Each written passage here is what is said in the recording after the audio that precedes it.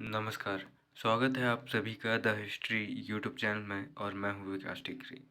आज के इस भाग में हम बात करेंगे मराठा अंग्रेज संघर्ष के पहले चरण, पहले आंग्ल मराठा युद्ध के बारे में और इस युद्ध के उन तथ्यों को समझने का प्रयास करेंगे जिनके आधार पर न केवल आप अपने एमए, बीए के उत्तर को बेहतर बना सकते हैं, बल्कि आप नेट, जेआरएफ जैसे कॉम्पिटिटिव एग्ज़ाम्स की तैयारी को भी और इम्प्रूव कर सकते हैं। तो आइए शुरुआत करते हैं मराठा साम्राज्य की। चूँकि मैं पहले बहुत सारे वीडियोस बना चुका हूँ, तो आप चैनल में मराठा साम्राज्य की प्लेलिस्ट में जाकर और भी वीडियोस को देख सकते हैं। मराठा साम्राज्य जो कि एक प्रभावशाली और बड़े व्यापक तौर पर मुगलों के विरुद्ध खड़ा हुआ साम्राज्य था, धीरे धीरे लड़खड़ाने लगा। इसकी शुरुआत तब होती है जब पेशवा न बन पाने से नाराज़ होकर राघवा मुंबई के गवर्नर के पास पहुंच जाते हैं और मुंबई के अधिकारियों से सूरत की संधि कर लेते हैं और यहीं पर से अंग्रेज़ों की एंट्री हो जाती है मराठों के प्रशासन में, उनकी राजनीति में। चूँकि पानीपत के तीसरे युद्ध के बाद जब मराठे कमज़ोर हुए तो माधवराव प्रथम ने थोड़ी बहुत उनमें ऊर्जा डालने का प्रयास किया, लेकिन उनकी आकस्मिक मृत्यु के बाद मराठों में कोई योग्य व्यक्ति नहीं रहा। नाना साहब और महादजी सिंधिया जैसे योग्य सरदार मराठा साम्राज्य को एकजुट रखने में काफ़ी हद तक कामयाब तो रहे, पर पूरी तरह से नहीं। बेराखोबा जैसे षड्यंत्रकारी जो रघुनाथ राव थे, बालाजी बाजीराव के सौतेले भाई, जो पेशवा बनने की इच्छा रखते थे और 2 बार वे पेशवा नहीं बन पाए, उन्होंने नारायण राव की उन्होंने हत्या करवा दी। और जब माधवराव सेकंड की मृत्यु हो गई तो उन्हें लगा कि अब बनूंगा, लेकिन वो नहीं बन पाए। तो इससे दुखी होकर वो मुंबई के अधिकारियों के पास पहुंच गए और सूरत की संधि कर ली। और यहाँ पर इनके आपसी झगड़ों में अंग्रेज़ों की एंट्री हो गई, जिसका फ़ायदा अंग्रेज़ों ने भरपूर उठाया और सिर्फ कुछ ही सालों में 1818 ईस्वी तक आते आते मराठा साम्राज्य अंग्रेज़ों की झोली में चला गया। दोस्तों, यहाँ पर पिंडारियों का जिक्र करना बहुत ज़रूरी है, क्योंकि पिंडारी वे थे जिनमें हिंदू, मुस्लिम और अन्य धर्म के योद्धा शामिल थे। ये एक प्रकार से लुटेरे थे और इन्हें किसी भी की सेना में अगर आप इन्हें पैसा देंगे तो ये आपकी तरफ से लड़ेंगे, कोई और देगा तो उनकी तरफ से लड़ेंगे। तो अक्सर ये मराठों की सेना के रूप में लड़ाई करते थे, लेकिन जब मराठों की स्थिति दुर्बल हो गई तो इन्हें सेना नहीं लिया जाता था, जिससे ये आर्थिक स्थिति से कमज़ोर होने लगे और फिर इन्होंने लूटमार करना शुरू कर दी। इनकी लूटपाट से परेशान होकर लॉर्ड हेस्टिंग्स के समय पर, देखिए लॉर्ड हेस्टिंग्स नाम से आपको 2 गवर्नर जनरल मिलेंगे। एक है वॉरेन हेस्टिंग्स, एक है वॉरेन हेस्टिंग्स जिनका कार्यकाल आपको 1773 के समय पर आपको देखने को मिलता है, जो पहले गवर्नर जनरल के रूप में बंगाल के आप देखते हैं। और ये है लॉर्ड हेस्टिंग्स, जो कि आपको 1815 आई थिंक 1815 से 1823 तक इनका कार्यकाल आपको देखने को मिलेगा, अगर मैं सही हूँ इनके कार्यकाल के लिए। तो दोस्तों, यहाँ पर पिंडारियों की लूटपाट से परेशान होकर लॉर्ड हेस्टिंग्स के समय, कर्नल हिस्लॉप के समय 1817-18 में पिंडारियों का दमन किया गया। पिंडारियों का दमन किसके नेतृत्व में किया गया? कर्नल हिस्लॉप के समय पर। इस समय गवर्नर जनरल कौन थे? तो वो थे हेस्टिंग्स। यहाँ पर ये ध्यान रखना कि ये जो गवर्नर जनरल हेस्टिंग्स है, ये सिर्फ अभी बंगाल का गवर्नर जनरल है, भारत का गवर्नर जनरल नहीं है। भारत का जो गवर्नर जनरल बनता है वो बनता है विलियम बेंटिंक। फिर वायसराय बनता है, वो बनता है उसका नाम भूल गया यार मैं, 1858 में कौन रहता है डलहौजी के बाद में जो आता है, कर्जन रेपर नहीं, मैं उसका नाम भूल गया हूँ। अगर आपको ध्यान आए तो कमेंट बॉक्स में बताइएगा। वीडियो के आखिर में मुझे याद आए तो मैं खुद बता दूंगा क्या नाम था उसका। कैनिंग, हाँ सॉरी, याद आ गया, कैनिंग था। कैनिंग होता है पहला वायसराय और आखिरी गवर्नर जनरल भी वही होता है, क्योंकि उसके समय पर विद्रोह था 1857 का, और फिर 1858 में महारानी का घोषणा पत्र आता है, और फिर उसी को ही गवर्नर जनरल से भारत का वाइसराय बना दिया जाता है। खैर, हम कहाँ थे और कहाँ पहुँच गए देखिए। चलिए आगे बढ़ते हैं। लॉर्ड हेस्टिंग्स ने मध्य भारत में ठगों का भी दमन किया था। ठगों के दमन के लिए स्लीमन, जैसे स्लीमन भी कहते हैं, इनके नेतृत्व में अभियान चलाया गया था ठगों के दमन के लिए। पिंडारी मराठों के सहायक सैनिक थे और सहायता के बदले लूट का 25% भाग पलपट्टी नाम से कर वसूलते थे। तो ये ध्यान में रखिएगा, पिंडारी कर भी वसूलते थे, वही इनकी आय का साधन था, इसलिए ये सैनिक के तौर पर साथ में आते थे, और फिर जब इन्हें धन की प्राप्ति हो जाती थी तो ये वापस चले जाते थे। पदनाम पेशवाओं के काल में विधवाओं के पुनर्विवाह पर लगने वाला कर था। इस कर से आप ये समझ सकते हैं कि ये इस प्रक्रिया को जटिल बनाना चाहते थे। कर इन्होंने इस तरह से लगा दिया कि कोई विधवा अगर शादी करना चाहे तो पहले पैसे लाओ, कर भरो, और उसके बाद में शादी करो। मोडी लिपि नाम की जो पेशवाओं के काल में मराठों के अभिलेख मोडी लिपि में लिखे जाते थे। इनकी एक भाषा थी जो संस्कृत मराठी जैसी कुछ मिलती जुलती है, उसमें ये अपने अभिलेख लिखवाते थे। जैसे दोस्तों, बहुत सारी छोटी छोटी चीज़ें हैं जो बहुत ही आसान होती है, लेकिन हम इन्हें कठिन बना देते हैं। जैसे एक सिंपल सा क्वेश्चन, जो भाषा आप स्क्रीन में देख रहे हैं, जो लिपि आप देख रहे हैं, ये कौन सी है? अब बहुत सारे लोग अपने दिमाग में ये सीधे से सवाल लेकर आ जाएंगे कि ये तो हिंदी है। अब उन्हें ये नहीं पता कि हिंदी तो एक बोली है जो सिर्फ बोली जाती है, लिखी नहीं जाती। लिखी जाती है देवनागरी। जे आप जो स्क्रीन पर देख रहे हैं नोट्स में जो लिखा हुआ है, ये देवनागरी भाषा में लिखा हुआ है, और हम जो बोली बोल रहे हैं, जो आप सुन रहे हैं, वो हिंदी बोली है। तो यहाँ पर देखिए, प्रथम आंग्ल मराठा युद्ध 1775 से 1782 तक चलता है। सूरत की संधि इसके शुरू होने का आधार बनती है। राघोबा का षड्यंत्र और सालबाई की संधि के साथ इसकी समाप्ति होती है। आइए देखते हैं। इस समय पर बंगाल का जो गवर्नर जनरल होता है वो वारेन हेस्टिंग्स होता है, और पेशवा इस समय पर होते हैं माधवराव सेकंड। छत्रपति उतने यहाँ पर इम्पोर्टेंट नहीं है, छत्रपति याद रखना, क्योंकि यहाँ पर छत्रपति का महत्व बहुत ज़्यादा कम हो जाता है। युद्ध के कारणों की अगर हम बात करें तो रघुनाथ राव की पेशवा बनने की महत्वाकांक्षा, और इसी महत्वाकांक्षा को लेकर वो बम्बई के अधिकारियों के पास पहुंच जाते हैं। और अंग्रेज तो चाह ही रहे थे कि पानीपत के बाद ये कमज़ोर हो चुके हैं और योग्य व्यक्ति चल बसे हैं, तो किसी न किसी तरह हम इनके प्रशासन में हस्तक्षेप करें और मराठा राज्य को हथिया लें। तो यहाँ पर सूरत की संधि समस्या बन जाती है, और इस समय बम्बई काउंसिल का जो अधिकारी था वो था हाल नबी। इसके बारे में भी ध्यान रखना, कौन था अधिकारी? हाल नबी। तो यहाँ पर दोस्तों फिर वो सूरत की संधि करते हैं। सूरत की संधि यहाँ पर मार्च 1775 में होती है। अब आप सोच रहे होंगे कि सूरत की संधि मतलब फिर बम्बई के अधिकारी कैसे? तो हो सकता है भाई वो सूरत में बैठकर उन्होंने इस संधि को किया हो, इधर से बम्बई के अधिकारी आए हों, उधर से राघोबा आए हो, ऐसा भी हो सकता है, क्योंकि संधियाँ युद्ध ज़्यादातर स्थान के नाम पर ही जानी जाती है। मार्च 1775 ईस्वी ये संधि है, बहुत महत्वपूर्ण संधि है। कई बार इसका सन पूछ लिया जाता है, कई बार पूछ लिया जाता है ये किसके मध्य हुई थी, क्योंकि यही संधि होती है जब पहली बार अंग्रेज और मराठा युद्ध के तौर पर सीधे आमने सामने भिड़ते हैं बड़े पैमाने पर। रघुनाथ राव व बम्बई काउंसिल के मध्य ये होती है, और बम्बई काउंसिल का प्रमुख कौन था ये हम देख चुके हैं, हाल नबी। अब यहाँ पर रघुनाथ राव ये कहता है कि भाई आप मुझे पेशवा बना दो, तुमको क्या चाहिए बताओ, बस मुझे पेशवा बना दो। ये इतना अंधा हो जाता है पेशवा बनने की चाह में कि ऐसी ऐसी शर्तें भी मान लेता है जो मराठों के हित में नहीं होती। जैसे सालसेट और बसीन क्षेत्र, जो कि बहुत ज़्यादा कर देने वाले क्षेत्र थे मराठों को, और ये समुद्रिक तटों से लगे हुए क्षेत्र थे। इन्हें रघोबा ने अंग्रेजों को देना मान लिया, और इन क्षेत्रों को पुर्तगालियों से बाजीराव प्रथम ने 1739 के समय पर जीता था। सूरत और भरूच जो कि प्रमुख बंदरगाह थे गुजरात क्षेत्र में, सूरत जो बोले तो एक व्यापारिक केंद्र है, ये समुद्र के किनारे तो नहीं है लेकिन एक व्यापारिक केंद्र है। और बात करें भरूच की, तो जो भरूच है वो एक प्रमुख बंदरगाह है, आज भी एक प्रमुख पोर्ट के रूप में वो देखा जाता है।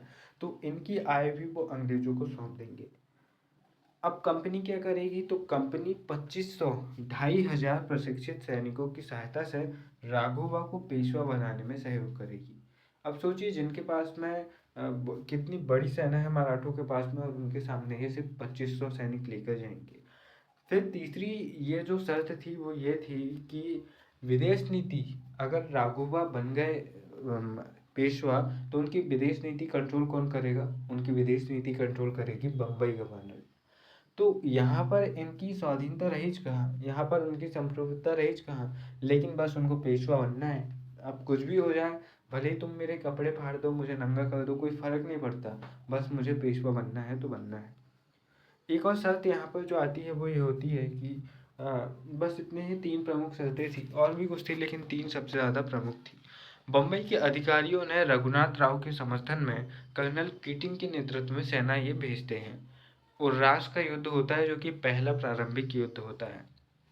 इस युद्ध के मई 1775 में यह युद्ध होता है। और इस युद्ध के विषय में इतिहासकारों में, विद्वानों में मतभेद है। कुछ ये कहते हैं कि इसमें अंग्रेजों की बुरी तरह पराजय हुई, और कुछ ये कहते हैं कि इसमें मराठों की हार हुई। लेकिन यहाँ पर कोई भी हमें प्रमाण नहीं मिलता है, और इससे ये लगता है कि राघोबा व किटिंग की सेना व मराठों के मध्य हुए इस युद्ध में शायद हार गई होगी, या फिर हारते हारते बची हुई होगी, क्योंकि यह युद्ध कहा जाता है कि अनिर्णित रहा था। अब यहाँ पर कुछ और चीज़ें हम देखें तो इस युद्ध के बाद में, अर्रास के युद्ध के बाद में, जो बड़ौदा के गायकवाड़ होते हैं वो अंग्रेज़ों के मित्र बन जाते हैं, और वो अंग्रेज़ों के पक्ष में चल जाते हैं। और 1818 तक, जब तक पेशवाओं का पतन नहीं हो जाता, तब तक वो अंग्रेज़ों के साथ रहते हैं और मराठों का साथ नहीं देते हैं। जबकि वे मराठों के 5 प्रमुख सरदारों में से एक थे। 5 कौन कौन से? एक थे होलकर, सिंधिया, गायकवाड़, पवार, भोंसले। इन 5 में से एक थे, और वो यहाँ पर साथ छोड़ देते हैं। दोस्तों यहाँ पर बात करें बम्बई के अधिकारियों द्वारा मराठों के विरुद्ध युद्ध छेड़ने से बंगाल का गवर्नर जनरल वॉरेन हेस्टिंग्स नाराज हो जाता है। अब यहाँ पर गवर्नर ने देखा कि भाई साहब ये हार चुके हैं, अब उसने हस्तक्षेप डाला। अब सोचो, अगर बम्बई की गवर्नमेंट जीत चुकी होती और मराठों को पूरी तरह हरा देती, तो यहाँ पर हेस्टिंग्स क्या कहता, भाई तुमने बहुत अच्छा किया। अब लेकिन यहाँ पर चूंकि हार गई, कमज़ोर पड़ गई, तो हेस्टिंग्स ने कहा तुमने मुझसे पूछा क्यों नहीं। और यहाँ पर जो हारना भी था, जो मुंबई के अधिकारी थे, उनका सोचना क्या था, उनका सोचना ये था कि हेस्टिंग्स ने, भाई साहब क्लाइव आया था 1757 ने, इन्होंने सिराजुद्दौला को हराया। अब ये मीर जाफ़र और जो मीर कासिम हैं उनके साथ मिलकर उन्हें कठपुतली नवाब बना दिए हैं, द्वैध शासन ला दिए हैं, प्रशासन वो संभाल रहे हैं, टैक्स वसूल कर ये माला माल हो रहे हैं। ऐसे ही हम क्यों नहीं कर सकते? अगर हम मराठों को कंट्रोल कर लेंगे तो पूरे एरिया में बंगाल से भी बड़ा क्षेत्र हमारे पास में होगा। हम हेस्टिंग्स की औकात हमारे सामने कुछ नहीं रहेगी। तो ये कुल मिलाकर ये अपने आप को कर वसूली के अधिकार से अपनाना चाहते थे, मतलब कि मराठों के क्षेत्र के कर को ये लेना चाहते थे, इसलिए ये सिर्फ बहाना ढूंढ रहे थे। जिस तरह से वो मीर जाफ़र कठपुतली नवाब बना था, इन्हें एक कठपुतली मिल चुका था राघोबा, तो इसलिए इनकी लाल टपकने लगी और इन्होंने युद्ध शुरू कर दिया। लेकिन भाई साहब वहाँ पर सिर्फ सिराजुद्दौला था, और यहाँ पर तो पूरी मराठा शक्ति है। वहाँ सिर्फ एक शासक था, और यहाँ पर एक पेशवा के कितने सारे सरदार हैं, और वो सभी शक्तिशाली है। तो यहाँ पर हार जाते हैं, और फिर जो हेस्टिंग्स है वो युद्ध रुकवाने के लिए उपटन या अपटन के नेतृत्व में बंगाल से सेना भेजता है, और कहता है कि नहीं नहीं, युद्ध अब नहीं होगा। और फिर वही उपटन या अपटन मराठों के साथ में पुरंदर की संधि 1776 करता है। अब यहाँ पर जो संधि होती है वो तो नॉर्मल ही होती है। इसमें ना तो मराठों का पलड़ा भारी रहता है और ना ही अंग्रेज़ों का, किसी को कोई ज़्यादा नुकसान नहीं होता है। कंपनी माधवराव सेकंड को पेशवा मान लेती है और कंपनी राघोबा को सहायता न देने का वचन देती है। साथ ही साथ कंपनी को सालसेट का क्षेत्र तथा 12 लाख रुपए हर्जाना मिलता है। यानी कि एक तो कंपनी ने ही आग लगाई और युद्ध किया, ऊपर से उसे सालसेट जैसा क्षेत्र और 12 लाख रुपए का युद्ध हर्जाना भी मिल गया। मराठों ने राघोबा को 25,000 की पेंशन देकर कोपर गांव में जागीर दे दी। लेकिन यहाँ पर भी जो ये राघोबा भाई साहब थे, यहाँ पर भी खुश होने वाले नहीं थे, क्योंकि इन्हें 25,000 से कोई मतलब नहीं था। इन्हें तो बनना था पेशवा। इनको बस एक ही भूत सवार हो गया था कि अब कुछ नहीं, अब पेशवा ही बनूंगा, पेशवा के अलावा कुछ नहीं बनता। और साथ ही साथ यहाँ पर बम्बई बोर्ड के अधिकारी भी नाखुश थे कि हेस्टियस कौन होता है हमको बताने वाला। भले ही वो तीनों प्रेसिडेंसी का गवर्नर जनरल है, बम्बई, मद्रास और बंगाल उसके अधीन है, लेकिन वो कौन होता है हमें बताने वाला। इससे नाराज होकर उन्होंने बोर्ड ऑफ डायरेक्टर्स, जो गवर्नर जनरल होता था उससे ऊपर होता था बोर्ड ऑफ डायरेक्टर, जो कि गवर्नर जनरल को देखरेख करने का काम करता था। तो यहाँ पर उन्होंने बोर्ड ऑफ डायरेक्टर से शिकायत कर दी और बोर्ड ऑफ डायरेक्टर ने बम्बई के जो अधिकारी हैं उन्हें सही माना और वारेन हेस्टिगस के लिखित में शिकायत कर दी कि भाई साहब इनसे कुछ बन नहीं रहा है और जो कुछ कर रहे हैं उनको ये करने नहीं दे रहे। लेकिन हेस्टिगस जानता था कि इनके बस की बात नहीं है। अब इससे प्रेरित होकर बम्बई के अधिकारियों ने 1778 जनवरी में तेलगांव का युद्ध छेड़ दिया। तेलगांव का युद्ध बोले तो महाराष्ट्र में तेलगांव क्षेत्र होगा, वहां पर ये युद्ध हुआ होगा। इस युद्ध में मराठों ने कंपनी को बुरी तरह हरा दिया। विवशतः अधिकारियों ने मराठों के साथ में बड़गांव की संधि करनी पड़ी 1779 में, 1779 ईस्वी में। और इसके कुछ प्रावधान ऐसे थे कि इसमें मराठों का पलड़ा भारी था और अंग्रेजों के लिए एक अपमानजनक संधि थी। इससे पहले शायद अंग्रेजों ने भारत में कभी इस स्तर की अपमानजनक संधि नहीं की थी।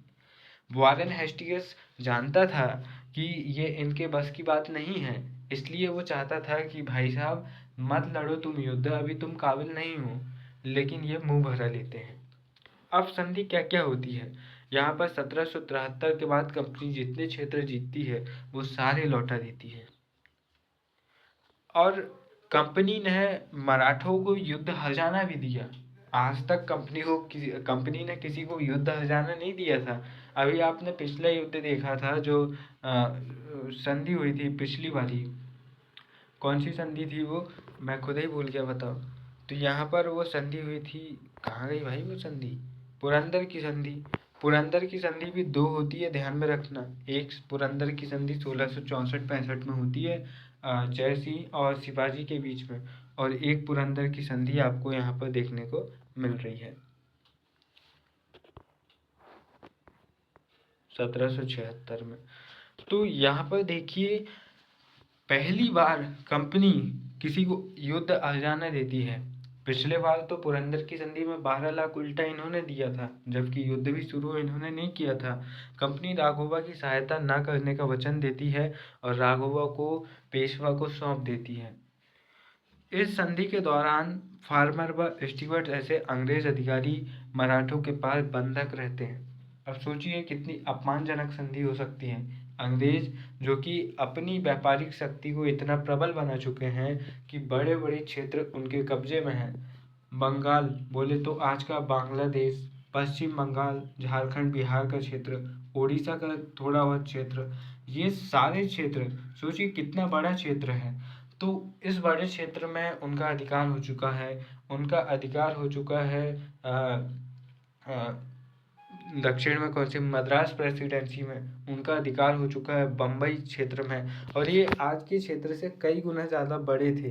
तो इतनी बड़ी शक्ति होने के बावजूद इतनी ज़्यादा अपमानजनक संधि की, जब तक तुम संधि की पूरी शर्तें पूरी नहीं करोगे, तुम्हारे अधिकारी, तुम्हारे सैनिक हमारे पास में बंधक के तौर पर रहेंगे। हेस्टिंग्स को ये बहुत बुरा लगा, क्योंकि भले ही वो उनकी बात से खुश नहीं था, भले ही वो उनको नहीं युद्ध करने देना चाहता था, लेकिन थे तो अंग्रेज ही। तो उसे इस बात का बुरा लगा कि हमारे देश के लोगों को इन मराठों ने इतनी बुरी तरह से क्यों हरा दिया। यहाँ पर बड़गांव की संधि पर हेस्टिंग्स ने कहा था, इस संधि की शर्तें सुनकर मेरा सिर शर्म से झुक जाता है। अब इसके बाद कंपनी इस पराजय को देखते हुए वारेन हेस्टिंग्स को कहती है कि अब तुम मराठों के विरुद्ध युद्ध की शुरुआत करो। गोडार्ड और पोफम नाम के दो अधिकारियों को वारेन हेस्टिंग्स सेना के साथ भेजता है और कहता है कि जाओ युद्ध लड़ो। तो यहाँ पर जो गोडार्ड होता है वो गुजरात क्षेत्र में आक्रमण करता है और जो पोफम होता है वो ग्वालियर पर आक्रमण करता है। चूँकि इस समय पर जो सिंधिया थे, महादजी सिंधिया, वो सबसे शक्तिशाली मराठा सरदारों में से एक थे और गुजरात क्षेत्र में जो कि पेशवा की ज़्यादातर प्रभाव उस क्षेत्र में अभी चल रहा था, इसलिए उन्होंने उस क्षेत्र में आक्रमण किया।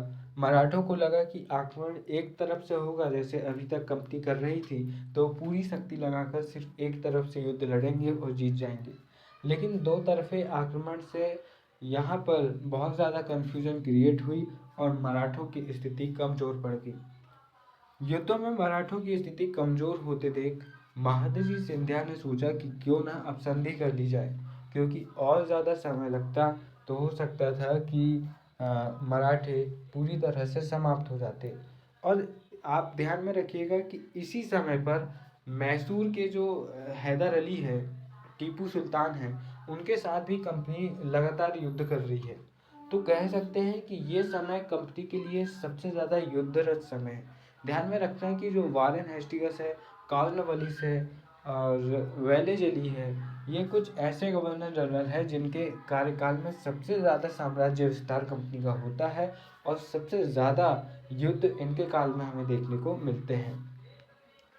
तो यहाँ पर हार को देखते हुए महादजी सिंधिया अंग्रेजों और पेशवा की मध्यस्थता करते हैं और मई 1782 में सालबाई की संधि होती है। तो दो चीज़ें ध्यान में रखना कि सालबाई की संधि किसके बीच में हुई, पेशवा जो कि मराठा संघ के प्रमुख है, और अंग्रेज़ों के बीच में अंग्रेज़ों का प्रमुख इस समय कौन है, वारेन हेस्टिंग्स। और साथ ही साथ इस समय पर जो इस संधि के मध्यस्थ है वो कौन है, वो है सिंधिया वंश के शासक या फिर इनके सरदार महादजी सिंधिया। अब इस संधि में क्या क्या शर्तें रहीं, तो इस संधि की शर्तें, कुछ शर्तें मराठों के पक्ष में रही, कुछ शर्तें अंग्रेज़ों के पक्ष में रही, क्योंकि चूंकि अंग्रेज इस समय पर दक्षिण भारत में भी युद्ध में संग्रत है, इसलिए वो ये नहीं चाहते हैं कि वो भी उत्तर भारत में अपने इन युद्धों को लगातार जारी रखें, क्योंकि हो सकता है कि दोनों तरफ से युद्ध उनको चढ़ रहे हैं, मराठों की तरफ से भी, मैसूर की तरफ से भी। इससे तो अंग्रेज़ों को ज़्यादा नुकसान है। अगर मराठे थोड़ी बहुत ताकत रख के कुछ समय और युद्ध चलाते तो कह सकते थे कि अंग्रेज़ों को बहुत बुरी तरह से पराजय मिलती और उन्हें और भी बड़गांव की संधि से और भी बुरी संधि करनी पड़ सकती थी। लेकिन चूंकि अंग्रेज़ समझदार थे और मैसूर के युद्ध के लिए उन्हें और सेना चाहिए थी, यहाँ पर के युद्ध के ख़त्म होने के बाद में यहाँ से सेना मैसूर जाती है और फिर टीपू सुल्तान की पराजय होती है, जो आप देखते हैं फिर श्रीरंगपट्टनम की संधि होती है शायद 82 में ही, 1782 में ही। तो यहाँ पर बहुत ज़्यादा ज़रूरी था दोनों पक्षों का युद्ध रोकना, सबसे ज़्यादा ज़रूरी था अंग्रेज़ों का युद्ध रोकना, ताकि वो दक्षिण भारत के युद्ध में अपना ध्यान फोकस कर सके, अपना टारगेट सेट कर सके। तो यहाँ पर ये संधि हुई, इसमें कंपनी ने माधवराव सेकंड को पेशवा मान लिया, कंपनी ने राघोबा की सहायता न देने का वचन दिया। राघोबा को मराठों ने 3.5 लाख वार्षिक पेंशन, ये मासिक पेंशन नहीं है, ध्यान रखना, वार्षिक पेंशन देने का वादा किया और कंपनी व मराठों ने एक दूसरे के जीते हुए क्षेत्र लौटा दिए। तो इन शर्तों से आप देख सकते हैं कि अंग्रेज जो कि हर संधि से कुछ ना कुछ अपने आप को फ़ायदे में लेते हैं, इस संधि से आप देखेंगे कि उन्हें ज़्यादा कुछ फ़ायदा नहीं मिला। मराठों ने कंपनी को सालसेट और एलिफेंटा द्वीप तथा भड़ोज का भू राजस्व प्रदान किया। महादजी सिंधिया को नर्मदा नदी के पश्चिम के अपने क्षेत्र पुनः प्राप्त हुए। मराठे फ्रांसीसियों को अपने अधीन सेवा में नहीं रखेंगे। तो कुल मिलाकर इस संधि से आप देख सकते हैं कि सिर्फ 2 ही संधि मराठों को सालसेट और एलिफेंटा द्वीप तथा बड़ौदा का भू राजस्व देना और फ्रांसीसियों के साथ संबंध ना रखना, ये सिर्फ 2 ही संधि अंग्रेजों के पक्ष में, बाकी सारी संधियां मराठों के पक्ष में। क्यों? क्योंकि अंग्रेज इस समय पर उलझना नहीं चाहते थे। क्यों नहीं उलझना चाहते थे, ये मैं आपको बता चुका हूँ। यहाँ पर कंपनी ने महादजी सिंधिया को सालवाई की संधि के अंतर्गत एक स्वतंत्र शासक का दर्जा दिया। अब इससे पहले तक महादजी सिंधिया क्या थे? मराठा सरदार थे, लेकिन अब वे एक स्वतंत्र शासक बन चुके हैं। क्यों? क्योंकि उन्होंने अंग्रेजों को हराने में प्रभावशाली भूमिका निभाई थी। क्योंकि इस समय पर पेशवा नाम मात्र के थे। नाना फडणवीस मराठों की तरफ से एक योग्य व्यक्ति थे, लेकिन दूसरे योग्य व्यक्ति सिंधियाओं के महादजी सिंधिया थे, जिनका प्रभाव मराठा क्षेत्र में काफ़ी ज़्यादा था। इसलिए इन्हें एक स्वतंत्र शासक का दर्जा दिया गया। वारेन हेस्टिंग्स ने सालवाई की संधि को आपत्ति काल की सफल वार्ता कहा है, क्योंकि इस समय पर भारत के अलग अलग क्षेत्रों से अंग्रेजों पर आपत्तियां या फिर समस्याएं आ रही थी। अब किसी समस्या को समाप्त करके दूसरी समस्या पर समाधान निकालना बहुत ज़्यादा ज़रूरी होता है, और ये इतना ज़्यादा कारगर सिद्ध हुआ कि 1803 में द्वितीय आंग्ल मराठा युद्ध शुरू होता है।